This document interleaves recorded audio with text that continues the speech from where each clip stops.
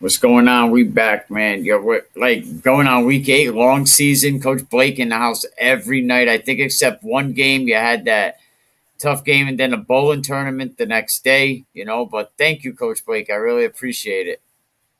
Nah, man, I appreciate you putting us on and giving us a little voice after each game and letting people know how the games went. It's been a great season. I think football in general was a good season. The energy was excited. You know what I mean? I think it was good. A lot better than the spring, I'll tell you that. Yeah, I can't even count the spring. Like I think told Coach Dunbar, like this is your freshman year. Like this is your first year as a Bulldog coach. Because last year was kind of just a 5 game sample. But how was your game tonight, man? Our game was great. We were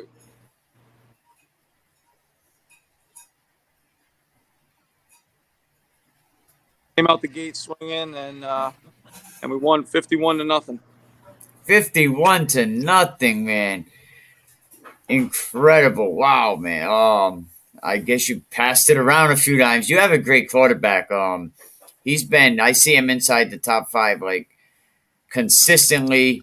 All season long. Brady Burke, another kid that's been playing good, and you have some good seniors that are gonna move on.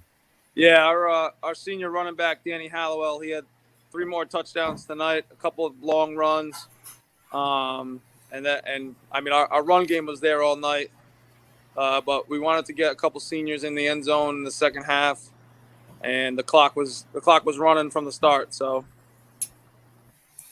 Nice. Nice. You have a comment here that says, "Great job, coach." If they're on the group page, it really don't say their name, but if they're on another page, it would. But someone wished you great job. A lot of people they talk highly about you the last couple of years, the fire that you had, and me included. You win the Super. Oh, it's Coach Fortin. There you go, Coach Fortin. He has his game tomorrow. Against Hope. So yeah, I'm sure he'll be appreciate it. competitive. But Good luck tomorrow. yeah, there's some great, and all you do up there in Pilgrim with all the fundraisers you have to have. The kids really they believe in you. Guys like you, Coach Washington. I really believe that these kids will follow you anywhere. Yeah, I mean we do a lot for the community, but we like to fundraise for the team as well. And I mean, it's not the money we raise isn't going in anybody's pockets. It's all going right back to the kids or the program, whether it's an end zone camera, new jerseys, a hoodie, like a winter hat for the kids, and I mean, and our end of the year banquet, we fundraise for that as well. So I mean, everything we fundraise is for a reason. It's not to put any money in anybody's pockets or anything like that. Like we just we do it. We try to do it the right way. And it We like to shows have you new equipment, the uniforms. All season. And now here comes like one of your biggest nights of the year, senior night. And you was hit with a bomb this week about, the stands were going to be closed. Can you say anything about that? I don't know. I don't know a ton about it, but we found out a couple nights ago that our stands weren't up to code. Something happened at a tollgate soccer game where a parent measured the spacing between the feet and back, and I guess it doesn't meet code. And then we found out that it hasn't met the code in 31 years. So the fact that there's been incidences in the past, like 7 years ago, a girl fell through the stands, broke her leg, and they just looked over the code. So I don't understand how we couldn't just finish this season out 3 more weeks with the stands. But I mean, the atmosphere tonight at Pilgrim was absolutely electric, even without being in the stands. Both end zones were packed, and I mean, maybe it wasn't the best viewing for every fan, but just being there to be able to support us and the players was great. And I mean, a lot of people were just play it somewhere else. Just why are you playing still at Pilgrim? There's no stands, but like the kids, they earned this home field advantage, and we wanted to give it to them. They deserve it. No, yeah, I think I said that to Coach Piver a little while ago. I said that, you guys could have probably played elsewhere, but the kids wanted to play there. I'll tell you what, this senior class, I mean, why not end it with something crazy? Because all 4 years, I mean, ups and downs, crazy things with them wanting to cancel football, and they experienced it all. But I would think it'd be grandfathered in after all these years as a former contractor. Like, I don't understand all of a sudden if they start going around the state, how many stadiums are gonna have closed stands? Right.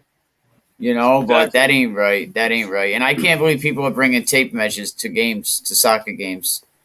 You know what I mean? Like, come on, man. Like, There's a lot worse you things going on in guys. this. Nah, exactly, Coach. But ended on a high note. You have another game home, Yeah, next week we'll be hosting Charahoe next week. and your Thanksgiving Day game. Your AD said the stands might be ready. Depends on if they want to play us again. Oh, there you go. Congratulations, Coach, man. You want to shout out any players? Yeah, I want to shout out all my senior class and just for them sticking with it for the last 4 years and through the ups, downs, adversity, from losing a Super Bowl their freshman year and winning one their sophomore year and through this COVID crap. They're here every day and they work their ass off.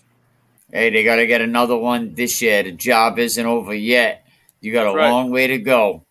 One week at a time. That's right. Don't forget extra large on the shirt, Coach. And I got you. What color? what colors you? What you got? Black. I know you got black. Black. Right. Black, good. All right, I got you. All right, Coach Blake. Thank you, man. Congratulations, and we'll talk to you next week. All right, have a. All right, Coach Blake in the house. Obviously he had someone that was messing with him, but I love when Coach Blake comes on, doing great things. But we're gonna see what happened with Narragansett. Supposedly, a bunch of kids at Gansett have COVID, but I think they actually played tonight. Let me see if I can get some quick scores. We're still gonna talk to Stanley Dunbar. I gotta send him his link as well, man. But some great games. Let's see if we have any scores here. EWG's tomorrow. Let me just go right here to scores. Westerly beats Barrington 35-6. I played some of that game on the fourth quarter earlier. You can actually go back and watch from the fourth quarter on. St. Ray's and Moses Brown. St. Ray's beats Moses Brown 42-14. So it looks like it's going to be St. Ray's and Westerly Bulldogs next week.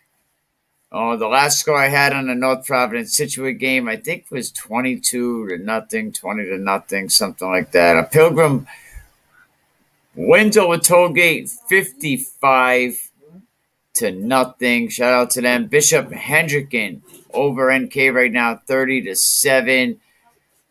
We'll get some more scores. Oh, and it looks like the West Warwick over Cranston East, 45-19. Congratulations, Coach Penn.